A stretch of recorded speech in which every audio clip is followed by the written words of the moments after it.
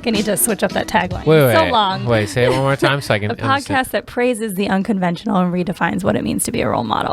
Okay, nice. You know, I mean, just usual shit. And I got Abby Roberge in the house today. What's up? Which I always pronounce his name wrong. Yeah, there's camera going too. What's up, It'll eventually be on the tubes. How are things? How are you? We were kind of talking for a second before this. Life is sweet. Life is good for you right now? Life is so good right now. What's so good right now?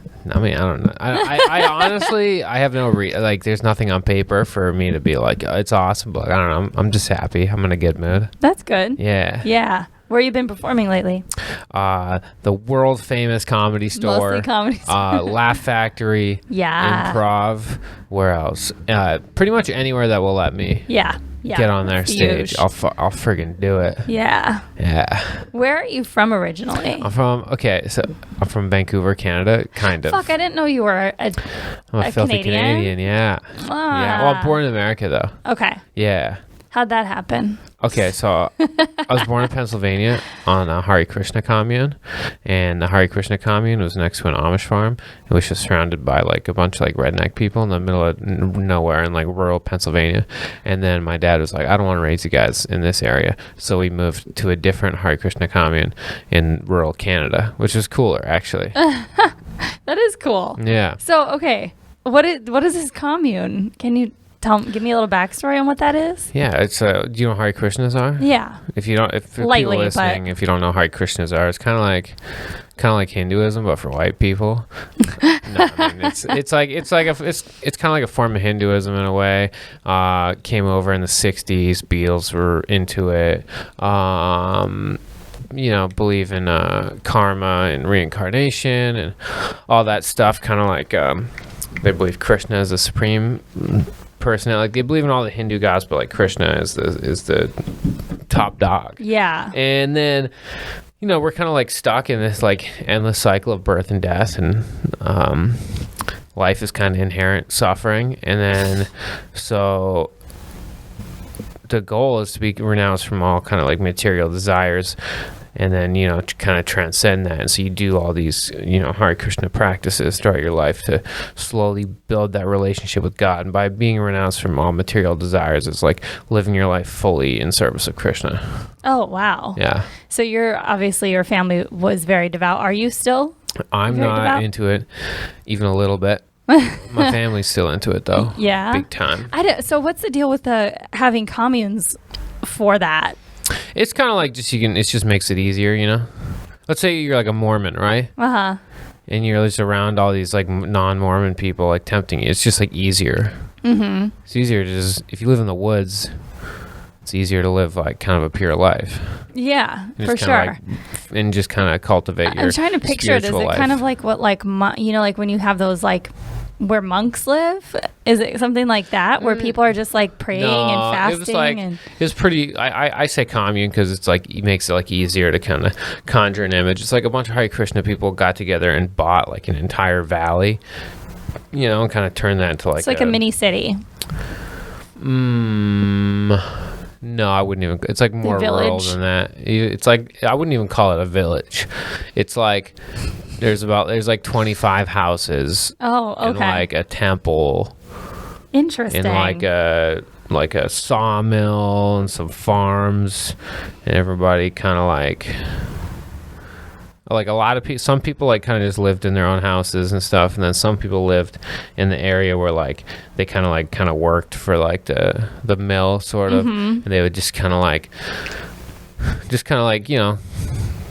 take care of the cows and take care of the farm and kind of like so it's kind of like is it kind of like everything is owned by the community and everybody works well, people for who the lived community? in that area. Yeah. Like where my family, we yeah, we did our own thing, but like in the this is very unique, and I'm it's different. Yeah, I look like a frat guy, but I grew up different. So yeah, I mean, kind of go through what that was like as a kid. Did you have brothers and sisters, or was it just you and your parents? Yeah, no, I have brothers and sisters, and childhood was, people. I mean, my childhood was dope. Yeah? Yeah, we just rode bikes around. Like in the winter, we'd just play in the snow all day. So it's not really anything different. Yeah, it was great. It was great. It's just like kids living in the middle of nowhere, going hiking. And you're living amongst nature. You see bears every day. You see deers every day. You play outside and you do temple stuff. And it's cool. Like simple. Yeah. Yeah. It's pretty cool. Yeah, there's part of that life that's actually probably really nice. We stopped doing it. When I was 12, we moved to Vancouver and then just became, just kind of blended in with everybody, kind of adapted pretty quickly. But like first 12 years was kind of like that. What made you guys move to Vancouver? Variety of reasons. We were just kind of over living there. There was some internal politics. There was my dad wanted a new job and all this stuff. Yeah. Yeah. So, I mean, what was the adjustment like for you at 12? Was that like the perfect time to? I thought I was like really smart because I kind of did school kind of like on my own pace. And then I went to regular school where I had to like do school on everybody else's pace. Oh shit! And I'm like realized kind of like how undisciplined and a little slow I am. I was like a straight A student in grade 7, and then like barely getting by in the next grade 8. Yeah, because you're like keeping there. That's the thing is, I mean, that's teachers just do. But I mean, at the same time, like I mean. I just kind of like that was kind of my style though. I still do that to this day. You can't chill, and then blast it out. You know? Yeah. I mean, so like, was it homeschooled or was it? No, it's like we had like a couple trailers, and then like the trailers, they kind of slammed them together and turned it into a little school. That's funny. Like, I went to a Christian school when I was little, and we had like trailers like that. Yeah, exactly. It's just kind of like it was like kindergarten through grade 12. The most amount of kids that were there was like 25 or 27. Was it like an artsy community at all, or was that not a focus of any kind? No, everybody was artsy. Yeah, everybody was into art and music. And I want to go like retreat there for a weekend. It sounds lovely. It would be cool. I want to go. I want to go back and visit. And how far outside of Vancouver was it? 4-hour drive, like straight into the mountains. I wonder if they do comedy shows at places like that. No. tour and do comedy at the Hare Krishna communes. It'd be like you'd own the market. I probably could. I mean, if I wanted to dip into that world, but no, I'm good. So when Hare Krishnas actually do have a pretty good sense of humor. They're like, you can make fun of them. They don't really care. Even like growing up, like all we did was talk about how kind of goofy everything was. Yeah. They like poke fun at themselves and their religion a little bit. Jokingly would call ourselves a cult and stuff like that. Oh, sure, yeah. See, and if you have a good sense of humor about yourself, then I feel like not everybody. I mean, everyone's an individual. But sure. Yeah, that's cool. So, I mean, when you moved to Vancouver, besides the school thing, what was the biggest shift in leaving a community like that and coming into like a normal, normal like we had this like because like it's really easy, it's really cheap to live in the woods. Kind of like we had like a big nice house, moved from like this big nice house to like being crammed in this tiny apartment, with like my whole family in this little apartment. That kind of sucked. I mean, I was so excited. Yeah. It was at the perfect time because I was like about to become a teenager. Yeah. You don't want to be a teenager in the woods. That's weird. Yeah. Were there any hot girls at the Hare Krishna commune, or is that one? I don't even remember, to be honest with you. I was like a kid, so I you weren't thinking like that. Yeah. So that must have been like a perfect, because you're heading into adulthood, you're like a horny boy and you finally live in a city where there's actually like girls. yeah. And, I mean, it's just like you just want to like live in the city. It's like you get bored of just kind of going hiking every day, and when you turn 11, you're like, I want to like, I don't know, ride a skateboard or like just kind of like shit. Be around like pavement and like infrastructure and stuff like that. Yeah. Were you an athlete in school at all? Yes and no. I was kind of the same, but I'm curious what you mean by that. Like, I wrestled all throughout high school. Oh, sweet. I was like good at it, pretty good. I wasn't as good as I thought I was in hindsight, but I was good. But it wasn't like cool. Like the wrestling team was like the dorks of the school. Oh, really? Yeah. It See, wasn't my like a wrestling cool team was thing. awesome. One of my best friends was a state champion wrestler, and like the Oh, wrestlers wow. were awesome. Yeah. Wrestling and hockey in my school were amazing. I was a Wisconsin girl, Interesting. but football was terrible. Like we never won anything in football. It's always fun to hear what's cool and what's not cool. Like our cheerleaders everybody's weren't cool. Yeah, my school like basketball was cool. Oh, sweet. Yeah. Yeah. Which I think they became like, I think they're like the provincial champions now. Or Oh, whatever. nice. Yeah. So wrestling was all you did? Just wrestled, and then like everybody played street hockey. Rich kids played ice hockey. Like Yeah. most kids, like the way you pay people play pickup basketball here is how people play pickup hockey. Yeah. Yeah. That makes sense. Yeah. When did you start getting into arts, or did you know that was a thing you were interested in high school? So believe it or not, up until the age of like 18, I wanted to fight in the UFC. No way. Yeah. It Oh was my like- God. Yeah, it was like I was upset. Like I always loved stand-up comedy. Even when I was like 16, I wrote like a set, but I just never thought that was like a thing you could just do. I thought it was, I don't know. It just never, I'm like, there wasn't comedy clubs where I grew up that I was like, how on earth could anybody start stand-up? I didn't know that was an actual thing. Yeah. But I wanted to fight in the UFC. That's why like I wrestled throughout high school, and I did jiu-jitsu, and I did like kickboxing. And after high I school, do Muay Thai. I love the that best. world. It's so much fun. So fun. And I was a obsessive nerd about it too. I could name like every B-level fighter in like the junior ranks. Like I was like obsessive about it. Anyway, everything about it. That's cool. I would have never guessed that. Yeah, and then like, but at the same time, I always loved stand-up and wrote a set. And then So were you like training for any of that through high school and college? You were training for that? I didn't go to college. You can go to college. No. So I was like, after high school, I worked a part-time job and then just made like just enough money to like pay like my gym memberships and like So you buy could go protein train, and yeah. like that's kind of it. Yeah. And I was like, that's kind of what I wanted to do. And then like 6 months into like being out of high school, I went and like traveled for a year. And then while traveling, I started smoking cigarettes and I started partying, and then my priorities kind of slowly shifted. And I was like, when I got home, I was like, all right, I need to quit smoking. I'm like, I'm not gonna start until I quit smoking, Yeah. which was stupid. I should have just done it, and then smoking would have naturally worked its way out. Yeah. But then I started. It just kind of just slowly, Well, that's the age backtracking when now- people you want to party. Yeah.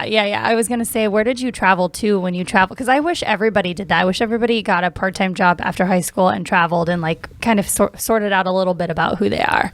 I went to That'd like be smart. Mexico for a month, like drove all over Mexico for a month. Back when you with could do that shit? Yeah, like a group of like Hare Krishna people. It was like the last year you could have done. It was actually, we actually drove around Mexico for a month, like when it was like the drug war was pretty in its height when we were there. It was like the beginning of the drug war. Like everywhere you went, like you go to any gas station, people over there with like machine guns and shit, just guarding the gas station. That's crazy. Yeah, it's pretty wild, but it was like such a big group of us, Yeah, so they it's weren't like gonna, like if anybody was gonna like murder a busload of like 40 people, it would have been like an international incident. Like you can't just kill a busload of 40 Yeah. Americans. You got to go a little bit more discreet than that. Yeah, exactly. So I mean, we were fine. But Yeah. like, what was your form of partying? Were you just drinking or like? Yeah, just drinking. Yeah. Yeah. Yeah. So pretty harmless. Mm-hmm. That's what I grew up doing, and people would call it partying. And then later in life, I was like, that wasn't partying, right? There's other shit that's partying. Yeah, I think there was at least 10 times before I turned 20 when someone would be like, "Hey, do you party?" And I'm like, "Yeah, I party." And then I just And you never they know just what it think meant. I did do coke. Yeah. So after the traveling, did you go anywhere else besides Mexico? Or I traveled there for like a month, ended up in North Carolina somehow, kind of like lived there and worked there for like a couple months, and went to Hawaii for like 3-4 months. interesting. Yeah, it just kind of just figuring Feeling it out. Just kind of feeling it out. Did you conclude anything from that traveling? Because those are three very, very different places. honestly, But you were like, what, 18? when I think back from the ages of 18 to 23 and even 6 months ago, I can't for the life of me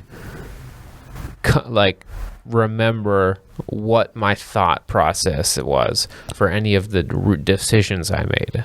I just kind of did shit. Yeah. That makes sense. And it's weird. I was sense. very not mindful.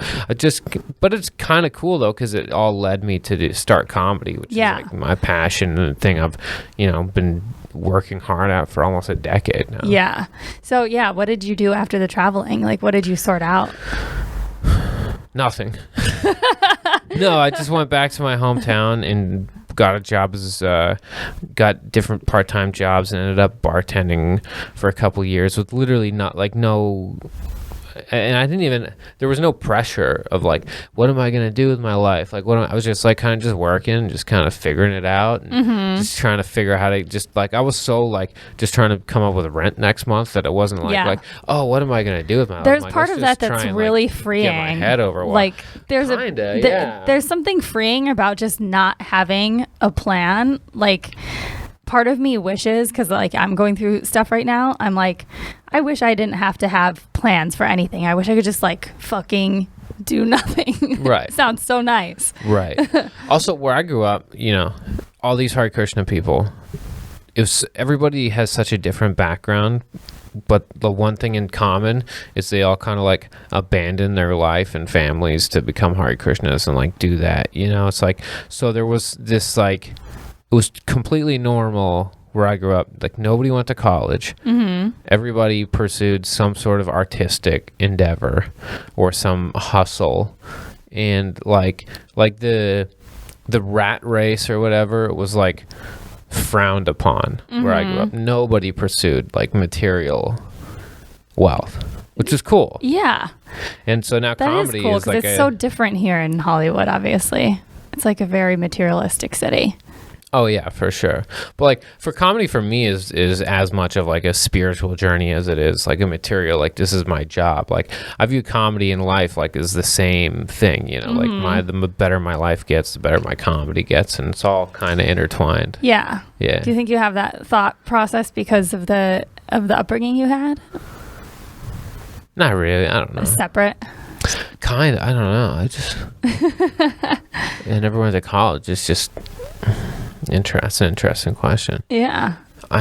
You can't really ever pinpoint that kind of stuff because you're influenced by a lot of things throughout your life. But right. I mean, it could be that like it just so happens that once I like kind of gave up the whole like religious thing, that I started comedy, and that kind of became like my religion in a way. Like comedy is like, the Comedy Store to me is like my temple. You know? It's like my higher power, which is a very unhealthy place to have because it's a dark, evil place. Yeah, it is.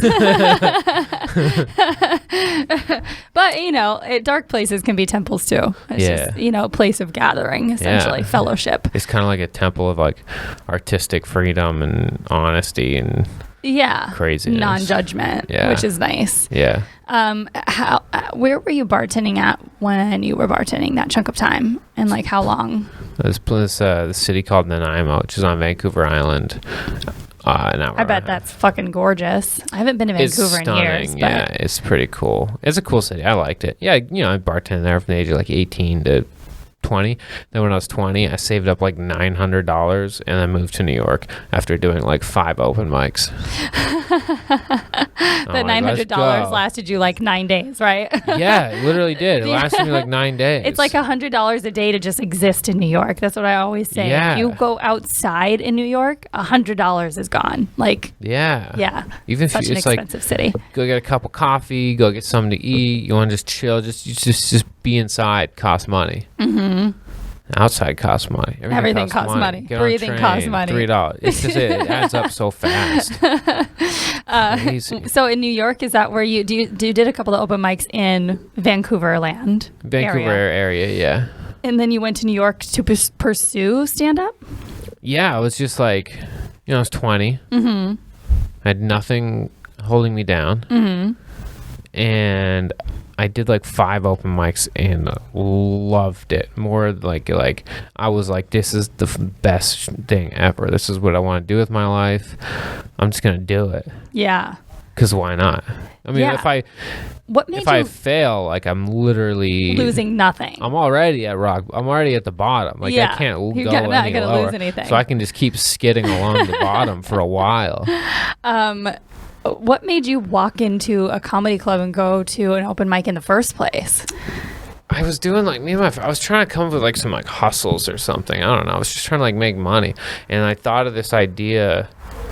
Everything kind of works out because I when I was in high school, I always had this idea of like putting on like a UFC event, and I like spent a lot of time like researching it, trying to figure out how I could do it. I'm like, there's no way. It would cost like $1 billion to put on even like the most amateur of fights. Yeah, they're expensive. And then I was like watching comedy, and I realized I'm like, oh, that would cost nothing to put on, and you're still people going to do it. And just kind of like as a business minded kid, I was like maybe I should like try and run a comedy show. I hadn't even done comedy. I was like, I'm gonna run a comedy show, try and make money. Yeah. And me and my friend, I pitched it to my friend. My friend's like, oh, I'm down to try that. And we went to like this restaurant that had a stage, and we pitched them the idea, and they were like, oh, we already have one. And then they're like, are you guys comedians? And we're like, yeah. And they're like, you guys want to do the show? And we're like, yeah. They're like, how much material do you have? We're like, 10 minutes. And they're like, cool. And I'm like, dope. And that was that. And then we wrote like 10 minutes of material. Yeah. As a comedy duo. Oh my God. That's fucking awesome. Yeah. And we had like no dynamic of a duo. Yeah. You just were doing. We just basically like took turns saying jokes. Like it was like not good. But like we did good. Like we got a lot of laughs. Like I watched so much stand up that I understood like a setup. I couldn't articulate it and name it, but I understood like a setup and a punch and a tag and a callback. Yeah. Like I kind of like knew. And you had done enough like journeying, because I feel like by the age when I started stand up, I think I was 25. Yeah, I was 25. This is my 10-year. Oh, fuck, that's crazy. Wow, in August. Yeah. How do you do 10 years of stand-up in 3 years? I wish. Yeah, I'll be 35 in like a couple weeks. Wow. You don't look it. You look beautiful. Oh, thank you. But yeah, I mean, the first set, well, I think it was the second set I did actually was a 10-minute set. And I remember thinking, okay, I've been through, because I also did a lot of traveling and like some crazy shit when I was young. So I was like, at least I've done enough stuff where I have something to write about. And it was about 10 minutes worth. Like that's literally what my material was. It was about traveling and doing dumb shit. Honestly. Do you remember what you wrote about? Yeah, it was like, I actually don't really remember. Just like, yeah, just really bad jokes. Yeah. Like just kind of like offensive Daniel Tosh style jokes. Oh, nice. You really went for it then. Yeah, huh? we really went for it, and we did pretty good. And then we did that about 3 times, and my friend didn't really want to do it. He wasn't as interested as I was in it, so I'm like, all right, I'm just gonna do it on my own then. Yeah. And I just started doing it, and I just kept doing it, and I did it like 10 times, and I did like a couple just like local spots, and I was like, all right, I'm like about to be a full-time comedian. While you were in Vancouver still, this was. Yeah, I was like, I remember like in my first year of comedy, I'm like, all right, by my second year, I'll probably be doing this for a living. So yeah, that's good. You need like a little bit of delusion though when you're that young, because like I thought the same thing. I was doing really well pretty quick, and I thought, oh, they say it takes like 7 to 10 years to like have any sort of anything happen for you, and I was like, I'll be able to do it in like 2. Right. Yeah, but that's what I thought too. Yeah, but thankfully my second city director, his name's Norm Hawley, but in Chicago, he was like, it's going to take you 15 years of being in entertainment. And I had already been in for 5. So I started doing improv when I was 20. Oh, wow. And so I had been in entertainment and performing on stage for 5 years. So I thought I had a leg up on the competition because I like already had like headshots and like new shit, you know? And then, stand up was a whole nother adventure. Right. Yeah. So when you got to New York, like what did you do? Well, before I got to New York, I like Gladys Simon at the Comic Strip runs this like quasi like open mic sort of bringer type show, which is like pretty fun. And before I got there, I got a job at the Comic Strip I just called them like working at as their street team, standing in Times Square, like giving people tickets. Mm-hmm. And so I was like, all right, I got like a job already, which is insane. I haven't even gotten to New York yet, and I lined up a job because it turns out they'll hire anybody to work on the street team because they don't pay in it. It's just 100% commission. Mm-hmm. And then I called up I somehow found Gladys online, and I was like, hey, I'm a comedian. I'm moving to New York in 2 weeks. Can I do your show?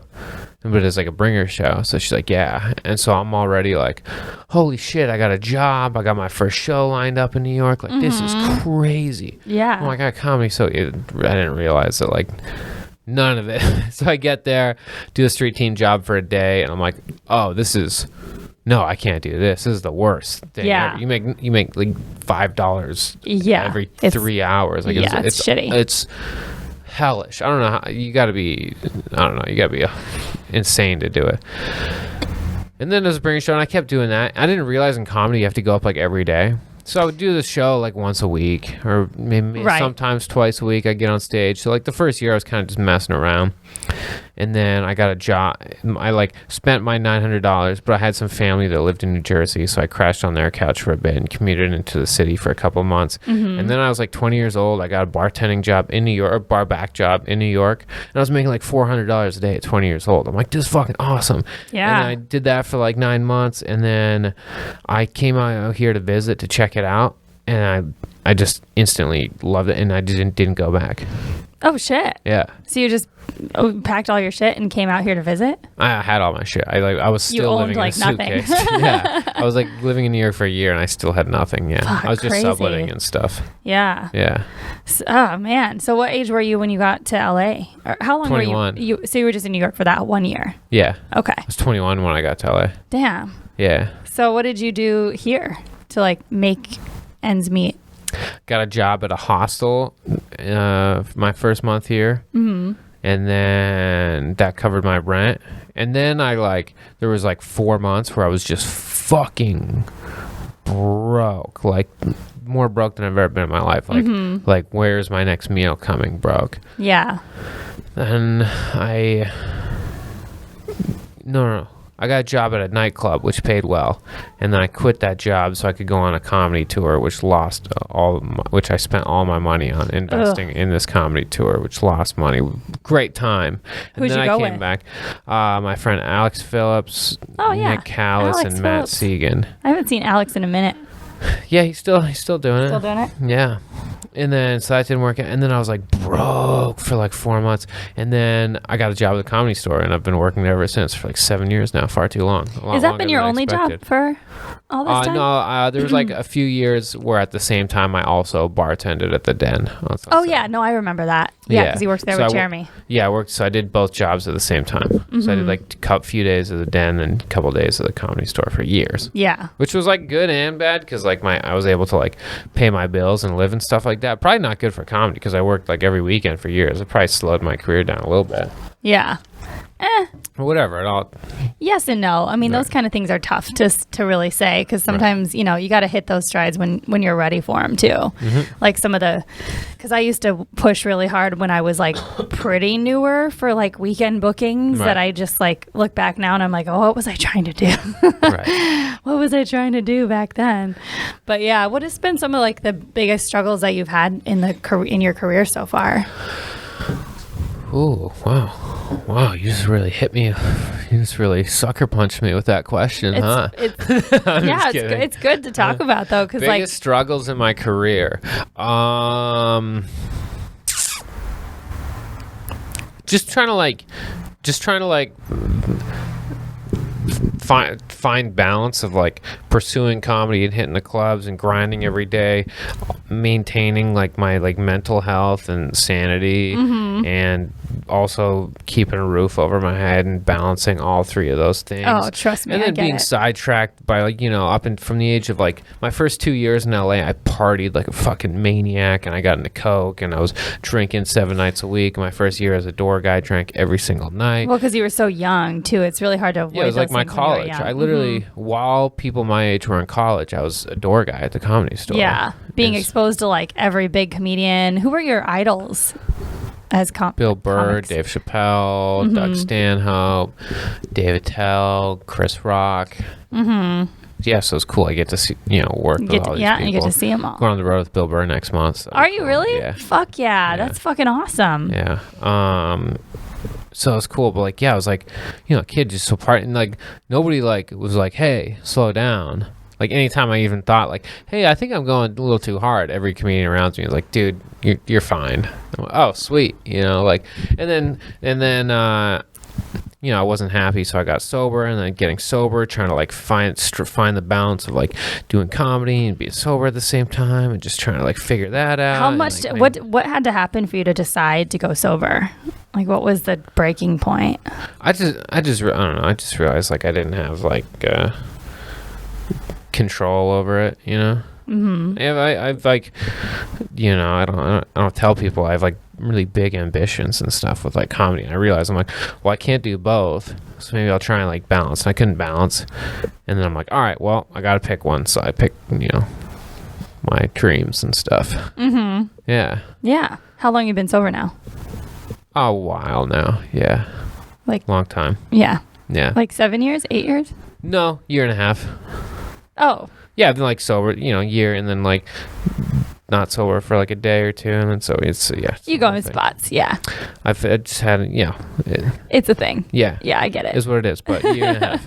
Cool. Okay. Yeah, that's good. I mean, I can't go like really like 6 days without getting a beer with somebody at some point. Yeah, I mean, there's nothing wrong with that. I don't think there's anything wrong with that. I just couldn't drink without doing like cocaine and shit. Right. Yeah. You went overboard every time. Yeah. But yeah, back to some downfalls of your career so far. I like to just hear what like people have struggled through, because it's like, it's pretty crazy what the fuck we go through in this career. Yeah. And just living in LA, period. What's crazy is my career isn't like my higher power. It's not what I tether my happiness to. I mean, it is a little bit. I mean, I'm straight up lying if I'm saying like I'm completely immune to that. But like right now, career's fine. It's not bad. I mean, it's good, but like it's not what makes me. I mean, it can make me happy and it can make me sad, but like I'm like working out every day. I'm like kind of happy. I'm doing what I want to do. I'm just happy as fuck right now, and it's not directly correlated with job. If your career is like your only source of happiness, you become a weirdo. Yeah.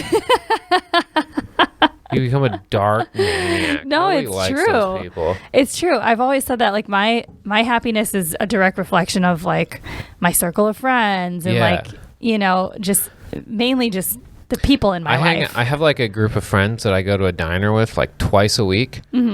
And we don't talk, like, it's like non-comedian friends, and we don't talk comedy, and we don't talk career shit because they're not comedians. Yeah.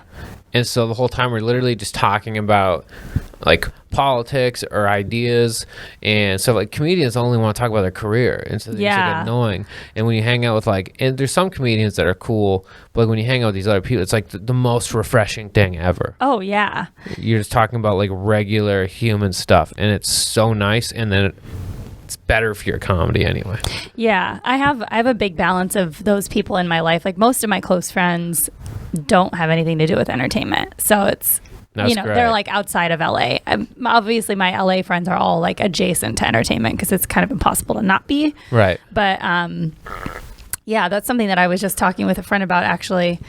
It's refreshing to like, I recently got into the tech space a little bit and the app world, and I was at TechCrunch a couple of months ago in San Francisco.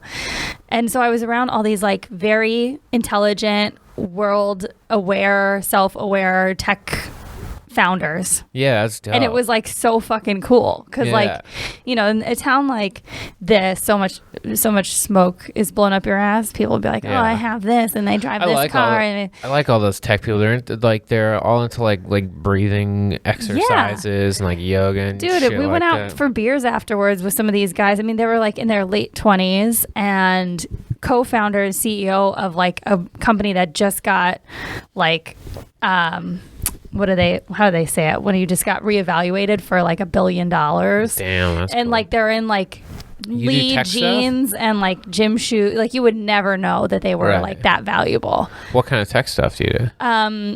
I just am involved in some apps. Wow. That's cool. Wow. That's Yeah, I've always been a very big. I'm really into dork. that world. I know. Total fucking dork. That's great. That's cool. Yeah, but it's been fun. Like it's fun to get to cross over into that world a little bit because it's such a good break from this stuff. Yeah. You know? Yeah. Big time.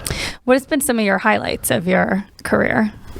Highlights of my career. I know there's a ton because you work at Comedy Store. Obviously, you've seen a lot of cool shit. Yeah, it's been cool. Like getting like open for some cool people, which has been cool. Got on TV a couple times. That was pretty fun. Like when I got the news, that was pretty exciting. All my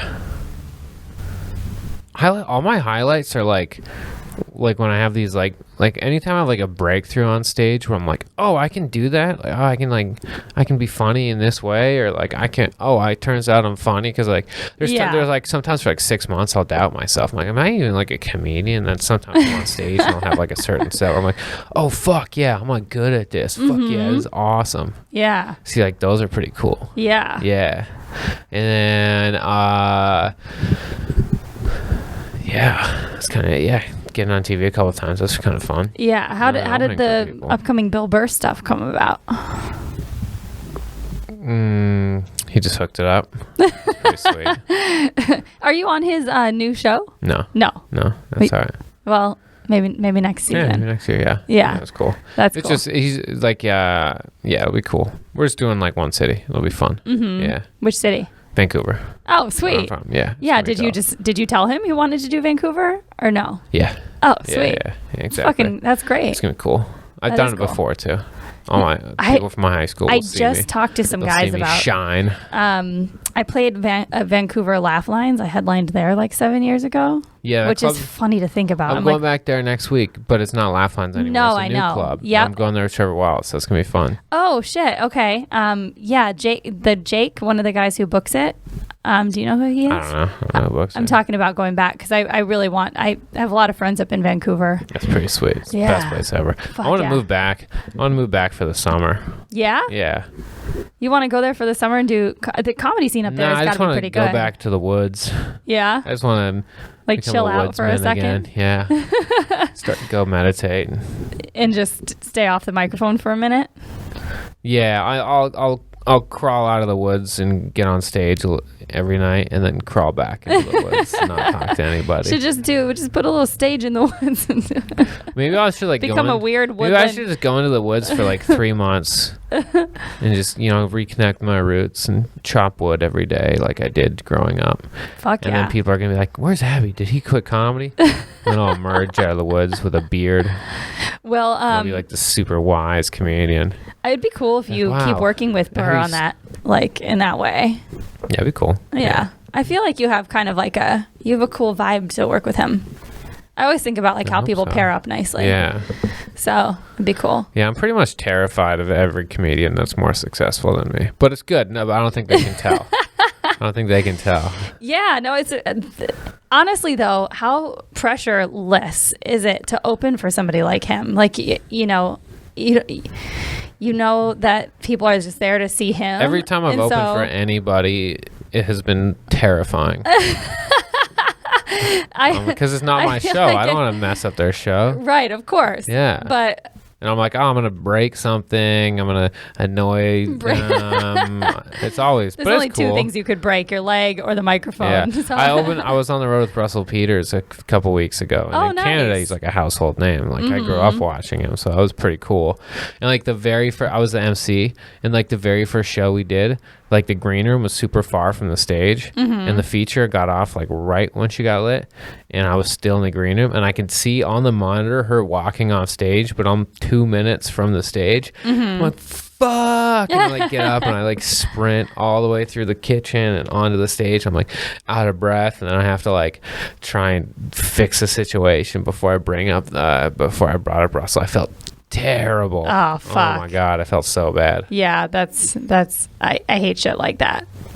Yeah, but he made fun of me for it, so in a way that I think that's a good thing. Yeah. And did you work with him for a while? We did a weekend. Just did a weekend. Okay, yeah, it was cool. fun. Well, what do you have coming up that you want to plug? Do you know what your dates are for Vancouver? Yeah, I'll be in Vancouver with Trevor Wallace January 22nd to 26th. And then I'll be back in Vancouver again February 20th and 21st with Bill Burr. And then I have my own show next Saturday here in LA. Mm-hmm. That'll be fun. Message me for details on that. What is that called? Power Hour show. This is going to come out on Tuesday. So it's coming out on Tuesday. Well, I'm doing a show in a little venue that seats about 20 people. Oh, sweet. Let's Where? do this little tiny one. I have like my own podcast studio and yeah, with Ari, right? Yeah, and there's a showroom on the side, so I'm doing like my first thing. So That's really cool. It'll be cool. I'm just trying to get like 20 people out and just run like a headlining set, you know. Dude, maybe I'll come and just kick it. Come hang out. I would love to come and hang and I check just out your little headlined my space. first casino. Like I got like my first real headlining thing. Oh, that's which is cool. Yeah, I headlined in New Mexico. Oh, which casino? The Mescalero Mountain Inns of the Gods in Mescalero, and then the Santa Ana Star in Albuquerque. And then driving from Mescalero to Albuquerque, I took the wrong turn, and there was no signal, so I just kept driving for an hour and a half out of the way, Oh, and I fuck. ended up in Roswell, New Mexico. Oh, no way. Yeah, so it was kind of The cool. aliens were drawing you. I was actually kind of happy about the detour. I'm like, oh, I get to see Roswell. I got to see the whole state. Yeah. So that was pretty cool. Yeah, because that's where, is that technically, that's not Area 51. No, because I went to Area 51 recently. Area 51's near Vegas, I Yeah, think. because I just shot a film there with You went to Area Moreno 51? and Cozell and all those guys. Oh, that's cool. Yeah, we went. Oh, he's really into aliens and shit, Yeah, right? we went to Alien Stock, the first year of Alien Stock, the Alien Festival, and we shot a fake documentary. Oh, that's cool. It's gonna be good. I think it's gonna be really good. I haven't seen any of it yet, but yeah. And where can people find your website? What's your socials? Tag all that stuff. Website, abbyroberge.com, ABBYROBERGE. And through my website, you can see my stand-up. You can find me on social media. You can just do everything. You know? Sweet. Yeah. Yeah. And social media is at Abby Roberge. Yeah. And I hang out like... I go to Starbucks on Sunset and Crescent Heights. So if you want, just show up there. Is Like that your office? 10 and 11 a.m. Just come, just show up, just say what's up. And you can find me at MPH Comedy on Instagram, Twitter. My podcast is at Future Role Model on Instagram, or at Role Model Pod on Twitter. You can find all my upcoming dates at mphcomedy.com/TIX. And Boss Comedy, the show that I produce with Courtney Sherman, is expanding this month to Oxnard and next month to New York. So this Wednesday, January 15th, Oxnard Levity Live is our first Boss show in Oxnard. If you live in Ventura or around there, come tell everybody, use the code BOSS to get $5 tickets instead of $15. Oh, that's a good deal. It is a good deal. Very good That's deal. very cheap, really good comedy. And then our next Boss Comedy at Comedy Store is going to be the following Wednesday, January 22nd at 10 p.m. And then our first show in New York, Boss in New York, is at West Side Comedy Club on February 12th, Wednesday. A lot of Wednesdays. So buy all of those things so we can have successful shows. Okay, thanks. Yeah, support. Anything you want to say in closing? Just just shoot me a message, say what's up. I'll write you back. In closing, I would like to say that's why nothing. Just I hope I hope Have you a guys good thought I day. was funny, and I hope you thought I was interesting. And if you didn't, message me. Tell me how I can do better. Or go see his stand up and get the Or other come to my scoop. come to my stand up.